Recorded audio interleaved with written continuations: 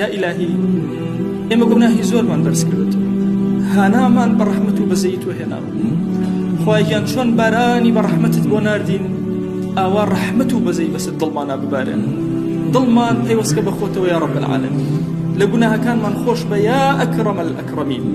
یا ربی خوایە داوات لێ ئەکەین بە ناوی جوانت بە صیفەتی بەرزە بە ئیسمی عەظەمت بەزەی و ڕەحمەت و کەڕەمی خۆت بەسەرمانە ببارێنە، عەفو و عافیەتی خۆت بەسەرمانە ببارێنە.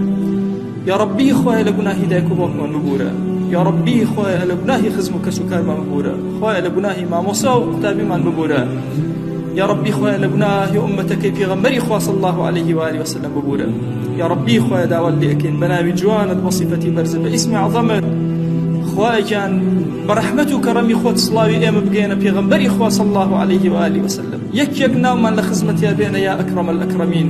یا ربی خوایە ئەم عەبدانە هاتوونتە ماڵەکەی تۆ، هەروەردگارە بەخوا دەستی دوعا بەرز ناکەنەوە تەنها بۆ تۆ نەبێ، ڕکوع نابن تەنها بۆ تۆ نەبێ، سوجدە نابن بەس بۆ تۆ سەر ئەخەنە زەوی. يا إلهي دعاك ننجرابك ادعوا الله وأنتم موقنون بالإجابة.